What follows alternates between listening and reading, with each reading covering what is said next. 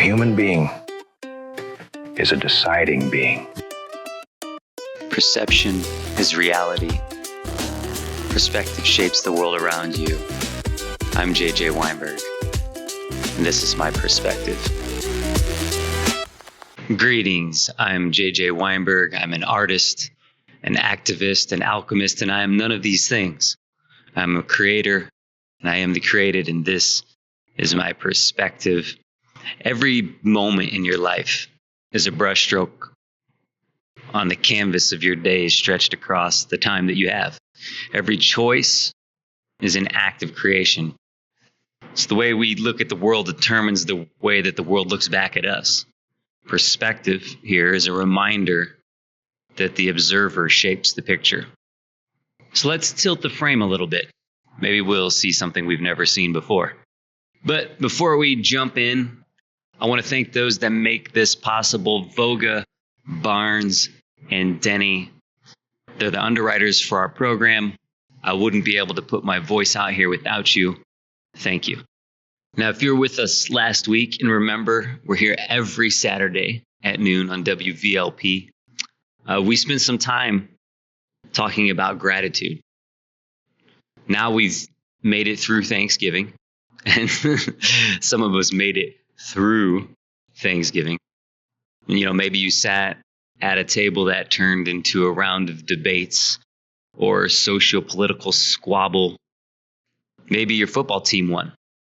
Or maybe you stumbled on the 2015 movie Concussion, starring Will Smith, and you vowed that you'll never watch football again. Maybe you hopped in a DeLorean time machine or are stuck in a perspective from September of 2017 when Donald Trump first called for a boycott of the NFL. Whatever differences might have come up over the holiday, they are what we understand here as perspectives clashing. This is why perspective matters. As we saw last week, which if you missed that radio broadcast, I will have the full audio of the episode uploaded and available by the time you're hearing this on my perspective playlist, which you can find at jjweinberg.com/perspective. My last name is spelled Weinberg. But last week I told this story where the idea that gratitude is a decision, not a feeling, changed my life. It was March 16th, 2024. March 15th, maybe when I had it, I recorded on March 16th. The podcast where I said that I remember that exact moment. I was driving on Highway 2, coming into Westville, going east, Northwest Indiana. I'm coming around this curve, and the thought just dropped into my mind like a stone in a pond. It's a decision. Gratitude is a decision. But the more I sat with it and have explored it since then, and I explored it with you last week here on the show, the more it opened up. Gratitude isn't just a decision. It's a perspective. Every decision is a perspective. That's why the show is called Perspective. The frame that you choose to live your life in, that's your perspective. And again, are you choosing, or was it chosen for you? Were you born into a specific frame of mind? Have you challenged that frame? Have you looked outside of that frame? That's what we're trying to do here. So at the end of last week's episode, I brought up Viktor Frankl. If you're not familiar with Viktor Frankl, he is a survivor of the Holocaust. Before his tragic experience in Auschwitz, he was a neurologist, psychologist. He founded what's called logotherapy, a school of psychotherapy that describes a search for a life's meaning as the central human motivational force. life's meaning, i.e., your perspective. Viktor Frankl once said, when we're no longer able to change a situation, we're challenged to change ourselves. And in the book, Man's Search for Meaning, about his experience through Nazi Germany, he says, imagine that, his experience through Nazi Germany. I mean, think about how that puts a contrast on last week. I was talking about some of the troubles I've been having with my car, right? Troubles with my car. And here we have Viktor Frankl articulating the experience of seeing babies torn from mothers' hands, the ashes coming out of chimneys, piles of shoes and barrels of gold teeth. In Man's Search for Meaning, he says everything can be taken from a man but one thing, the last of the human freedoms, to choose one's attitude in any given set of circumstances. He says later too, it didn't really matter what we expected from life, but rather what life expected from us. But imagine that, what the power is that he's articulating there. Everything can be taken from you, everything. But the last of the human freedoms, your choice, your perspective, your attitude about those circumstances. That is the power of your perspective.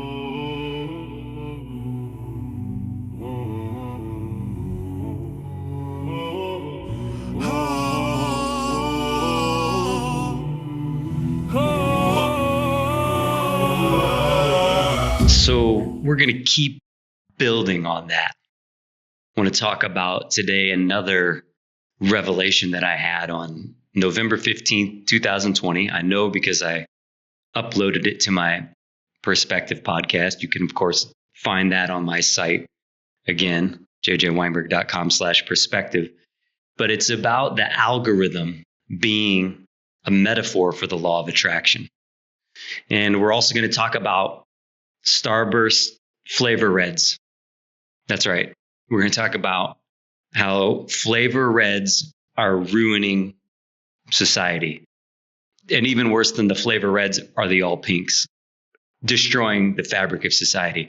We're going to talk about yellow gummy bears. And I'm even going to play publicly for the first time a song that I wrote 26 years ago, but I just finished re-recording it here now in 2025. And it kind of fits the theme of what we're talking about today. And all of it fits into the bigger idea that your perspective, if you're not careful, can be hung on you like a yoke, like a rein, like handcuffs on your experience. Something that keeps you in a place where maybe someone else wants you to stay. Sometimes it's unconscious, sometimes it's tribal, sometimes it's the quiet fear of the other keeping you from stepping outside the frame. But Viktor Frankl was telling us, and what we're going to examine today is that the frame is yours. It's always yours. Bob Ross tells us that too. He says, this is your world. You can move mountains. This life of yours is your canvas. And anything you believe strongly enough, you can do. So I ended last week by bringing up Viktor Frankl. If you're not familiar with Viktor Frankl, he survived a Nazi concentration camp. He wrote a book, one of the most profound books ever written, called Man's Search for Meaning. It's definitely not a light read, but it's a small read. And it's one of those books that just rewires your interior. And Viktor Frankl said, life is never made unbearable by circumstances, but only by lack of meaning and purpose. Think about what that implies. He's not saying that the circumstances are fine. He wasn't sugarcoating Auschwitz and saying it was a wellness retreat. He's saying that the thing that finally crushes a person is not what happens to them. It's a loss of why and a loss of agency, their purpose and perspective for existing. The loss of meaning is the final blow. So from the horrors of the Holocaust, he gave us this. And I know it's not fair to compare Nazi Germany to the very real existential threat that we experience sometimes about losing our job or losing our house. But we have to offer it as perspective. When Viktor Frankl says, a human being is a deciding being. And that's it. This is the idea that sits under everything that we're talking about, our whole experience. This is why I arrived at that clarity, that gratitude is a decision, not a feeling. It's why true love that changes your perspective, is a decision, not a feeling. And these decisions shape our perception, they shape the world around us. So Frankl argues that self-actualization isn't something that you can really directly pursue. And the more that you forget yourself in service to a cause or in love toward another human being, the more self-actualization shows up as a side effect of self-transcendence. So you don't get to the top of a mountain by staring at your own reflection. You get there by walking, by serving, by loving, by deciding what this moment is going to mean. And I talked about that in last week's episode, how I was in Zion National Park, at the top of Angel's Landing, when I heard this phrase fully formed enter my mind, and it said, "These mountains, far from obstacles, lift us up." So we gain a new perspective after our climb. The mountain becomes a ladder. But that's it. There's a climb. It doesn't mean that our legs don't burn. It doesn't mean that we don't struggle to catch our breath as the air thins. These are the conditions, but the decision is the summit.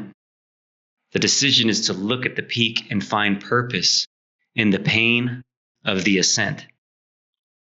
So today we'll weave Frankl's wisdom with two very disparate things, the algorithm and candy.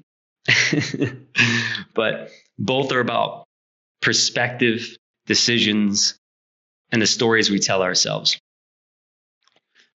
So flavor reds, gummy bears, and an arrested perspective. Let's talk for a minute about what I'm calling the flavor red problem. I don't know if you've seen these. You go to the gas station, Starbursts, right? You've got the reds, you've got the yellows, you got the orange, you got the pink, and now you can buy flavor reds. It's all of your favorite reds. So these candy companies figured out that a lot of us, they just like the red ones. So now you can buy whole sticks of red, and even worse, you can buy all pinks. So it's just all pinks. It sounds harmless, but these flavor reds now I see are a metaphor for the world around us, our perspective, what's happening in our politics and social media, in our minds, in our echo chambers. It's like if you only ever choose what fits your taste, you only eat the red ones, and you carefully curate your experience to your existing preferences, then you never have an experience outside of your frame. You never have to be surprised. You never have to risk not liking something. But, it reminds me of another podcast that you can find that I did years ago, that travel is fatal to prejudice. This is a Mark Twain quote. And He's saying it's fatal to narrow thinking because it changes your frame of reference. It changes your perspective. And travel can mean also just traveling in your mind, travel of your heart, travel of perspective, just reading a book, watching a different kind of movie, listening to a different kind of music, something that you might not normally look at. And I learned this with gummy bears. For years, I despised the yellow gummy bears. I mean, I built a whole system around avoiding them. So my friend Tony, I've known him for years, since we met each other at the American Academy of Art in 1997. He'd always say, man, the lemon ones are the best. What are you doing? I was like, oh, come on. Tony and I argue about the most inane things. We've debated about whether there's such thing as a fast squirrel or not. So, and I'll have him on the show sometime, and maybe we'll go over whether or not there are fast squirrels. But, he would always say, the lemon ones are the best. I'm like, no way. I would, go to a movie. I had a bag of gummy bears. I would separate them before I go into the movie, surgically remove every yellow one, put them in a separate bag, hand them to Tony, because I didn't want to be ambushed by a lemon gummy bear in the dark at the movie, right? But now it's like, I have to confess, I have a different perspective. Yellow was outside of my flavor frame at the time. But fast forward to now, at some point, I relaxed my system. I decided, all right, on this cheat day, I got a bag of gummy bears. I probably ran out of all the ones that I like, but I'm like, man, I could still pound in some more, and it's cheat day. So let me eat this yellow one and see what happens. No sorting, no separation. And you already know what I'm going to say. Now yellow gummy bears are actually one of my favorites. I didn't even tolerate them before, but now I've grown to genuinely enjoy yellow gummy bears. But if I only had ever bought the, quote unquote, perfect bags, if I'd only ever eaten what my former self liked, that experience of growing to love lemon gummy bears would never exist. The relationship with a flavor that I now have would have never formed. So if you take this story and lay it right next to the red Starburst or those Gardetto chips, right, with the baked garlic pieces, the ones I'm talking about, they're part of what makes the best bag of Gardettos. But what makes it best is the contrast. They show up in the mix, not just by themselves. But this is what we're doing with our culture. We live in a world where you can buy an entire bag of nothing but your favorite version of red or garlic baked chips, nothing but your taste, which translates to nothing but your team, nothing but your news. So we watch only Fox, or we watch only CNN, or only the influencer who already agrees with us. So we don't pick up a book that challenges our worldview. We barely travel outside of our town sometimes. And even when we do, we keep on our mental earbuds, listening only to our own playlist of opinions. It's crazy. When I go to the gym, right, I'm out in the world, but I look around. I took a Snapchat video the other day and sent it to a couple of friends because it's wild. I'm in a public place with all of these people, but I'm also by myself because nobody is in that world with me. Everybody has on their headphones listening to their curated experience. And I'm not saying that's bad. I have my headphones in. When I'm doing certain things, I need something that motivates me specifically. But can we walk around life with our headphones on? Can we walk around life with a VR headset or augmented reality contact lenses that show us everything that we just want to see? Can we just have the flavor reds or the red politics, the red MAGA hat, and that's all that we have? Do we travel in the Twain sense? Do we travel with our ideas? So if you really want to grow, I think you should try to disprove your own religion. You should try to disprove your own philosophy, your own politics, not because you want to destroy them, but because if they're true, they'll survive the test. And if they're not, then you deserve an upgraded frame. Otherwise, we're ruled by fear. Our experience is arrested, and our perspective is on house arrest. It's in a prison, so it's like we become these kids who refuse to try Brussels sprouts and pout their way to McDonald's because now we can drive and do whatever we want and don't have to eat the Brussels sprouts. Only now it's not about vegetables. It's about the way we perceive reality. So November 15th, 2020 is when I had this kind of wake up that the algorithm is a allegory for the law of attraction. So I recorded this podcast where I realized that it's a modern metaphor. It's a technological representation for metaphysical concepts. It's mystical. This is how your phone works, how your Facebook feed works. We act like the algorithm is this Frankenstein's monster, right? That's escaped the lab. The algorithm is ruining conversation. The algorithm is ripping apart the fabric of society. We talk about it like it's this dark magician out there waving a wand, but this is the uncomfortable part. It's not the algorithm that's out of control. It's us. Frankl said, a human being is a deciding being. Well, the algorithm, in a very real sense, is a mirror that shows us what we keep deciding. You can open your search bar right now and type anything you want.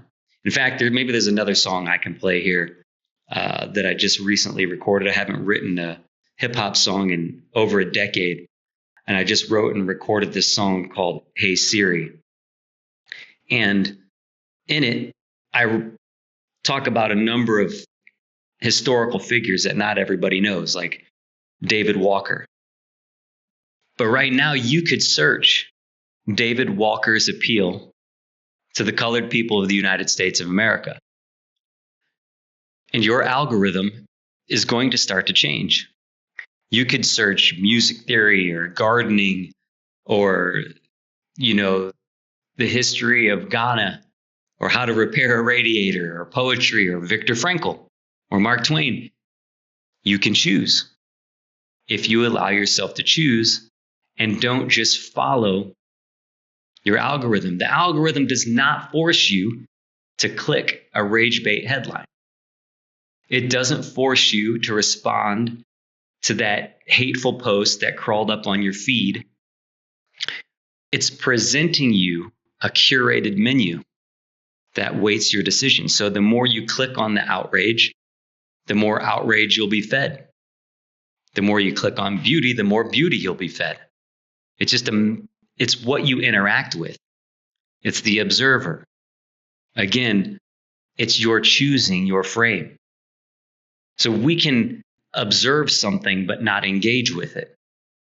And if we engage with it, then the algorithm says, oh, this has his attention. Let's give him more of that.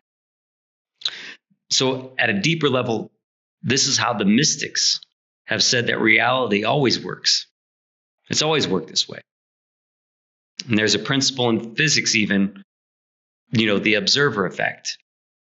In the quantum field, a particle can exist in superposition of possibilities. It's everywhere and nowhere at once, but the act of observation collapses it into an outcome. There are entire books about what all this means, but in a simple metaphor we can deal with right here. What you choose to look at becomes your experience of reality. So that's why even biblically, and we don't need to get religious here, because again, I said you should challenge your religion, but when you say I am, when Moses talked to the burning bush, he told him, tell them I am that I am. So when you say I am, you're choosing a frame. I am angry. I am powerless. I am cursed, or I am learning.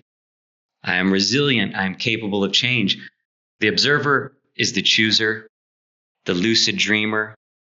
The chooser decides the frame. Again, Viktor Frankl says, a human being is a deciding being, deciding your perspective. So on social media, the algorithm is simply a technological mirror of that spiritual and psychological law. Knock and the door will be opened. Ask and ye shall receive. Click and you'll see more.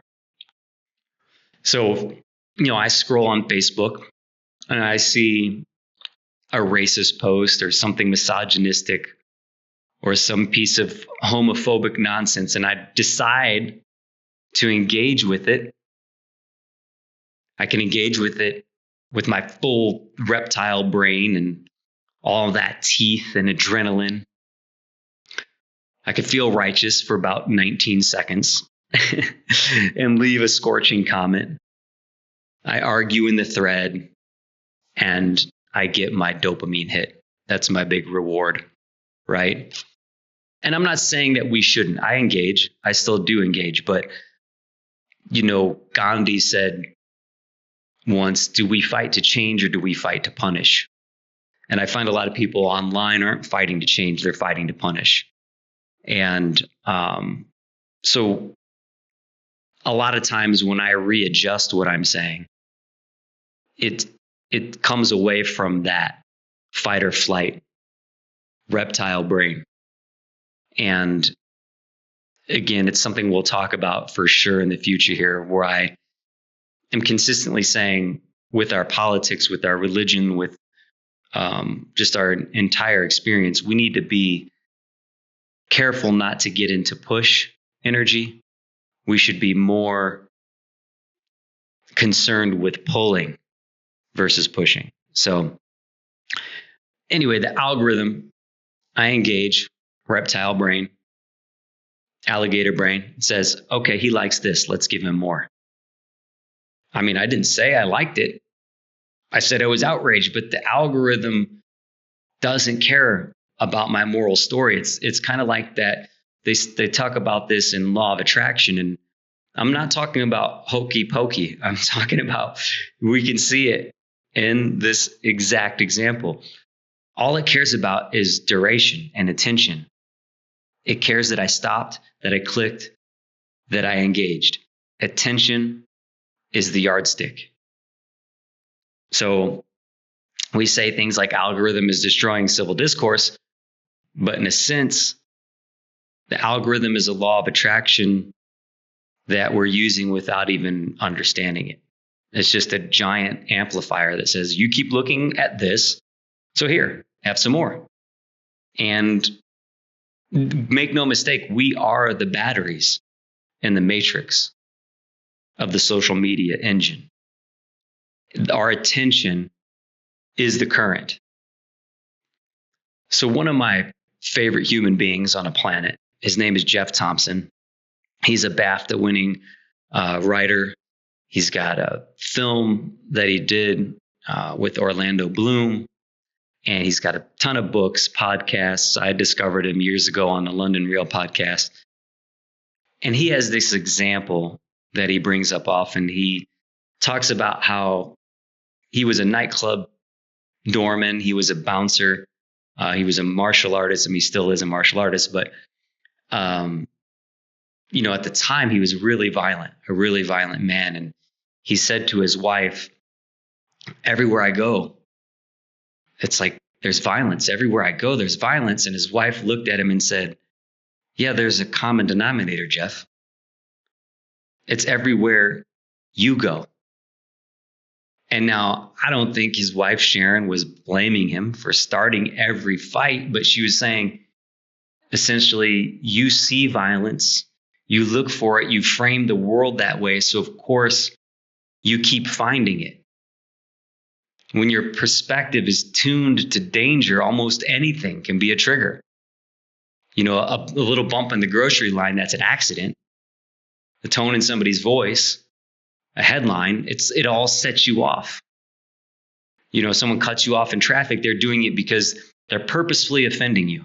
And I have to deal with that. I constantly am like, man, settle down with the road rage. On my way home tonight, this literally happened. This guy pulled out in front of me and then continued to drive like 30 miles under the speed limit. And I lose my frame for a second. So it happens. We're having these challenges all the time. But the same thing happens online. Perspective can be tuned to hostility. And again, they use us for matrix-like batteries. We're pushing this media on. So, we criticize the media a lot of times, but we're there digesting it. We're there saying, here, give me more of that junk food that you're giving me, because we can't stop. It's spiking our dopamine, right? So, if I decide that the internet is full of racists, I'm going to find them. They're definitely there, right? There's no question about it. If I decide every person that's religious is a bigot, I can easily find heavy-handed proof of that. If you're on the right and you decide every liberal is some sort of a hypocrite or a snowflake, or every conservative is a monster, you will always find material that can prove you right. But the algorithm, it works somewhat like our subconscious. It just says you keep circling this, so I'm going to make it easier for you to circle it again. If I'm not a deciding being, like Viktor Frankl says, then I'm not a human being. I become something else. An automaton, a battery, an alligator, ruled by some ancient nervous system snapping at anything that moves. I let fight or flight choose my clicks, and then I let it choose my frame. I let it choose my entire perspective. So in a way, I don't know that the algorithm is broken. It may just be a law, like gravity. My use of it is unconscious unless I apprehend my frame. So think about gravity for a minute, right? Gravity pulls things towards mass. If you jump off a building, gravity's not being mean. It's doing what it does. It pulls us down, right? And, we use the word grave for both seriousness and death. Grave circumstances, the grave itself, there's some heavy resonance here. Well, the algorithm has its own kind of gravity. It draws you to whatever you keep feeding your attention to. This is why perspective is so important.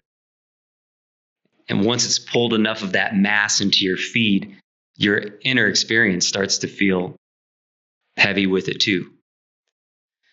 So it's tempting that we demand the technologists change the law, fix the algorithm, stop it from showing me what I'm obsessed with. But at some level, the law is neutral, even if it seems ruthless. It gives you what you demonstrate that you want. And so Frankl knew something about living in the presence of a destructive law. He couldn't ignore Nazi Germany. He was living inside a concentration camp in Auschwitz. His family was killed. He didn't meditate his way into denial. What he did was decide that his suffering meant something. He imagined himself giving lectures after the war, writing about what he had seen, and more importantly, about this exact inner power that we're talking about, the decision to frame his reality, right? One man, Adolf Hitler, was a failed artist with a grand ambition and a perverted imagination. But I think his imagination was perverted through his rejection, because his imagination ended up framing a whole nation in a way that led to terror and death for millions. James Hillman writes about this in his book, The Soul's Code. I read it when I was, I think, 18 years old, about how this warped sense of destiny, if not examined, can create catastrophe.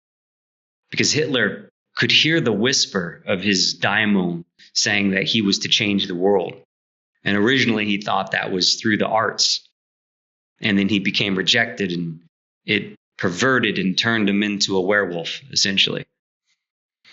But then another man, Viktor Frankl, stood inside the consequences of that catastrophe and chose a different frame. He found meaning and purpose inside of the horror, not by approving it or making excuses for it, but by deciding that his response would become a lantern for others. And that's what logotherapy is based upon. Did Viktor Frankl single-handedly win the war? On the world stage, you could say no. You maybe never have even heard his name until today. But from Frankl's own perspective, he changed his world. If he hadn't been able to change his mind, if he hadn't been able to frame his perspective, there's no way he would have survived Nazi Germany. If he'd not held on to the image of his future book, if he'd not decided that he would tell the world about what he discovered, about meaning and decision, about perspective, he wouldn't have survived the Third Reich. That internal frame may have been the difference between giving up and holding on. And imagine all the millions of people who've read this book and the way it's changed their lives. And hopefully you get a chance, if you haven't read it yet, read it. It will change your life. So this is how it works for us. We can't always change our conditions overnight. That's the Pollyannish. I'm not saying think of a Lamborghini and believe in a Lamborghini and smell the Lamborghini and you'll be in a Lamborghini. No, that's goofy, right? And that's not what we're talking about here, but we can change our conditioning, the stories, the frames, the perspectives that we decide to feed. So if I only focus on negative things, both the algorithm and my own nervous system will supply me more of it. If I decide to engage with every piece of bait, I'll live in a sea of hooks. So I can't just believe I'm the best artist or musician or whatever it might be, but that is a prerequisite to getting to become the best. Picasso or Muhammad Ali, they would tell you they're the greatest, right? But they had to believe in it to get there. And so just believing and start isn't the end of it, but it's the start of it. Because if you believe that you're the worst, you're going to be able to find evidence of that in your life easily. So how do we hack the algorithm online and inside of our spirit? This is the hopeful part. If I scroll past the bait and refuse to feed it, the algorithm starts to notice, hey, this didn't hold his attention. Let's try something else. If I go out of my way to search for art, science, longer conversations, for perspectives that are new to me, the algorithm starts to notice that too. It's not that the dirt disappears. It's that I'm no longer gardening in a landfill. I'm making a different kind of field, a field of dreams, that field that Rumi, the poet, talks about when he says, out beyond knowledge of good and evil, there's a field, I'll meet you there. Kind of paraphrasing that, but this is what I mean when I say that the algorithm is a technological metaphor for the phrase, I am for the observer. What I focus on, I invite into my experience. It doesn't mean rainbows and puppy dogs again. It's like tree hugging. It means that even though the dirt is here, if you dig in it, it could lead you to gold. It's just the way that you decide to use the dirt. And the algorithm is doing, in my mind, maybe what it's supposed to as a kind of platonic form. It just reflects this law. This is what you asked for. This is what you get. So change your requests. You might get a change in the responses from the algorithm and from the universe. So, this isn't just about social media feeds. It's about the stories that we tell ourselves about who we are. So when I was about to go to art school, the American Academy of Art, I went to an open house. I was still in high school, and they had this kind of personality test / intake form. And on it, there was a question. It said, are you an introvert or an extrovert? Now, if you asked anyone who I was in high school, they would be like, oh yeah, he's the real shy, quiet, artsy guy. If you asked anyone in art school who I was, they'd be like, you can hear him coming from, 2 floors down. Well, that was because when I looked at that question, am I an introvert or an extrovert? I thought about it and I said, I'm going to circle extrovert. I decided to change my frame.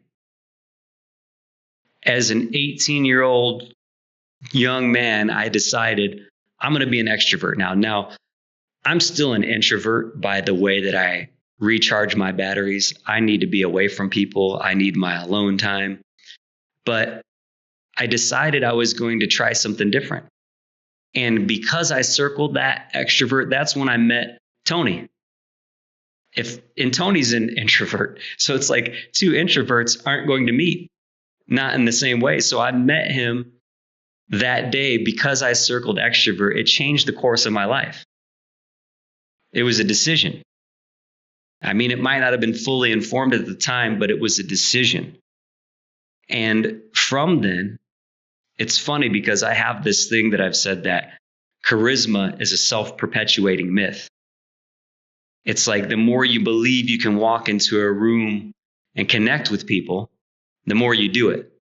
The more evidence you build, and the more the myth becomes your working reality. I mean, I walk in the street sometimes and be like, I feel like everybody recognizes me, like they know me, like I'm some sort of celebrity or something, right? Because I chose to connect.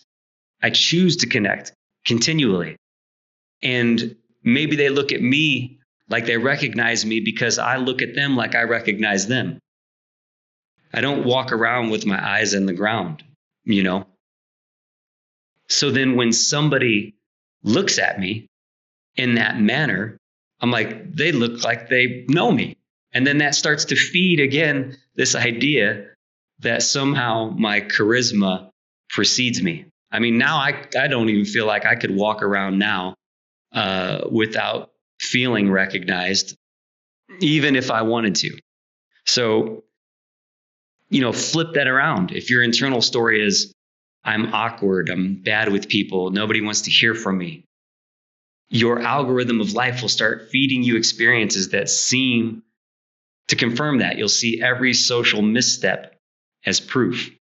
There's this story, it's like Mr. Hatch. I'll talk about that maybe in the next episode. I got to look it up again so I don't paraphrase it, but we'll come back to it. But there's another story I know I was told about myself that has shaped me. I was in kindergarten. I'd switched schools like sometime around Christmas break. I think there was like 2 weeks of school before Christmas break. And apparently my old school hadn't even started the alphabet yet, right? We were doing too many nap times and milk breaks. But in my new school, they were already moving along.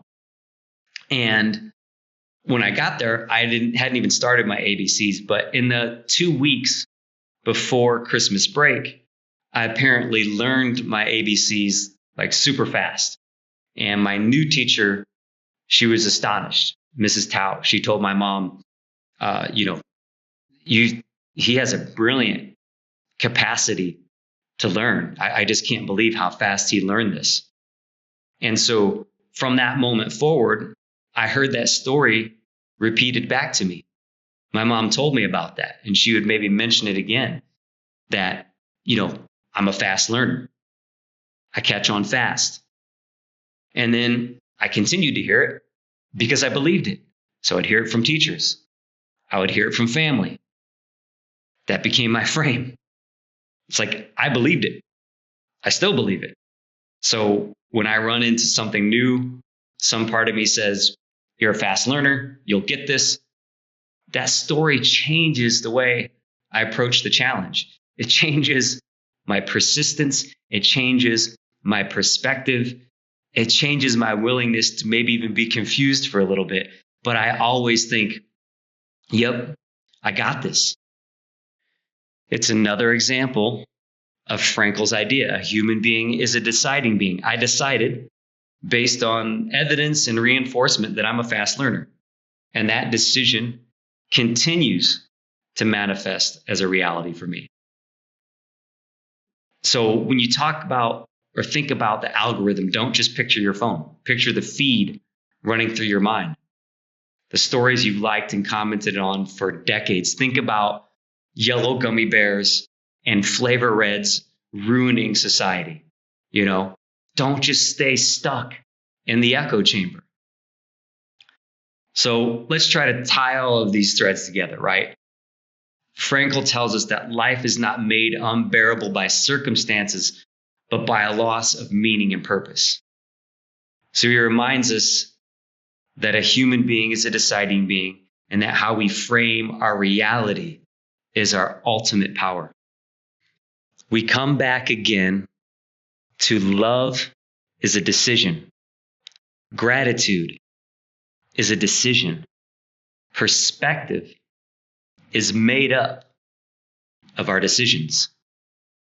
Red starburst, flavor reds, all pinks are funny in this analogy, but they're also a warning. If we only eat our favorite flavors, if we only ever consume the news that flatters our bias, if we refuse the yellow gummy bear or the Brussels sprouts of a new idea, we end up spiritually malnourished. We end up without a full flavor profile. Our perspective is under house arrest. We never travel. So the algorithm isn't a demon, it's a mirror. It shows us what we repeatedly decide to stare at online and inside. If you want a different experience, you have to become a different kind of observer.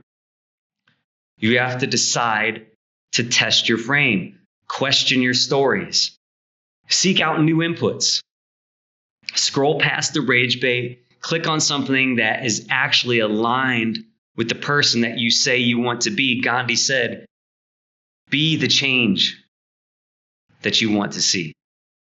I think he said that. Actually, sometimes they misquote people. Again, challenge that. I don't think Gandhi did say that, actually. I think it's one of those caricature things that they say that Gandhi said. But this is my point. Look it up. So here's my challenge for this week. Eat a yellow gummy bear. Eat some Brussels sprouts. Watch or read something outside of your usual political lane. Without hate watching it, just try to understand. Pick up a book from a voice that you've never heard before. On your feed, deliberately search for something that nourishes you instead of enrages you. And as you do, pay attention to your own inner commentary. Notice the I am statements that arise. Notice the places that you've decided maybe a long time ago, this is who I am, this is what I like, this is what I hate. If there's any part of that frame that feels like a prison instead of a home, remember Viktor Frankl's gift to us. A human being is a deciding being. You're allowed to decide again. So we're going to keep unpacking this. We're going to see how it plays out in politics and religion and social media and in our relationships, our family. Think about how often it happens with family. We're going to come back to this idea about the algorithm being a mirror, law of attraction. We're going to talk about in practical ways how to hack your life and hack your feed. And all of that is how we come up with our perspective. So this song is a song I wrote, I think it was 1999. I'm going to play it now for the first time publicly. I want to start sharing some of my music on here. Since I can't share my visual art, might as well share my musical art. And I wrote this song in, I think it was 1999. Might have even been 1998. It's called Might Have Been. And the idea around it was, what if I would have just pushed a little bit more? And it's about imagining, and in writing and producing this new version of the song, I had some space to write some more lyrics. So I added these lyrics, and the reason why I'm going to read them to you now before I play the song is just so you can hear them really clearly and we can talk about them a little bit. But the verse that I added says, "It's hard to cope with feeling hopeless. At the end of your rope, it's losing focus, potential hypnosis, possibility paralysis, the mirage of multitudes overwhelmed by analysis. Now it's this enchantment of futures unlived. Endless options, we got them. We don't forget but forgive. Picture this in a trance. What if I gave it a chance? These timelines advance across infinite expanse." And what the verse represents to me now is this idea of what we talked about earlier with the quantum field and superpositioning. The notion that we can have a hypnosis of potentiality, that possibilities can cause a paralysis, a mirage of multitudes, right? We are overwhelmed by analysis. We're overthinking these futures that we're lamenting, these might have beens, these could haves, these should haves. And that's what this song is about. So I'm going to leave you with this, might have been. If you're not already following me on Instagram, if you're on Instagram, find me. It's at JJ Weinberg, jjweinberg.com/perspective. Get you keyed into all of my YouTube videos and where I'll be posting these episodes in case you want to listen to them again in their audio form on my YouTube channel. But please consider reaching out. You can also email me, literally me at jjweinberg.com. And, any suggestions or thoughts or criticisms, your perspective, let me know. And without further ado, first time publicly in 25 or 6 years, here is Might Have Been.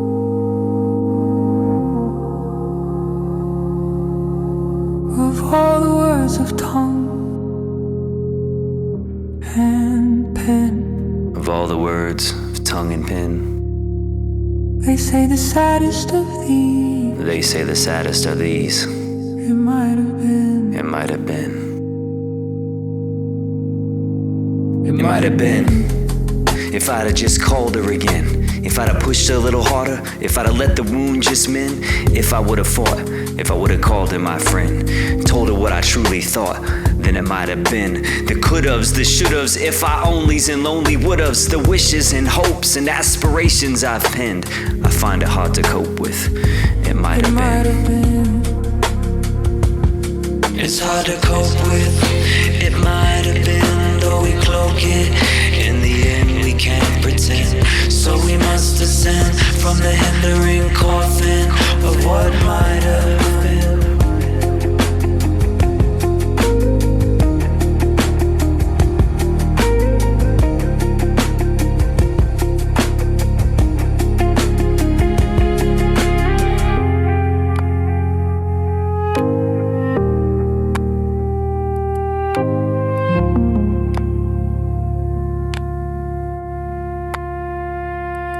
It's hard to cope with. It might have been, though we cloak it. In the end, we can't pretend. So we must descend from the hindering coffin of what might have been.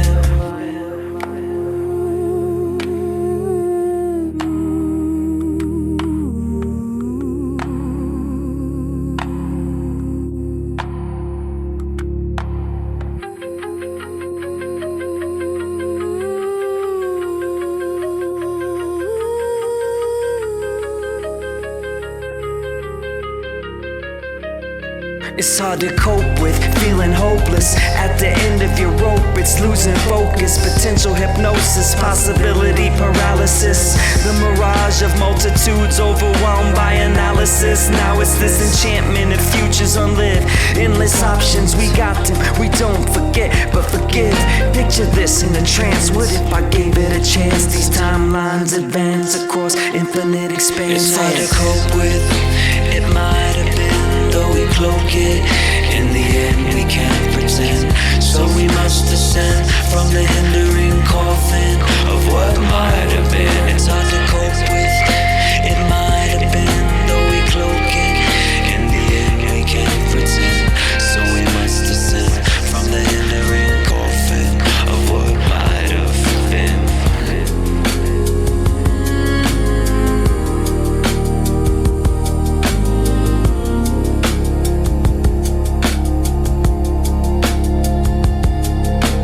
Might I bend in the wind, intending to keep my conscience cleansed, seeing not through the lens of what might have been.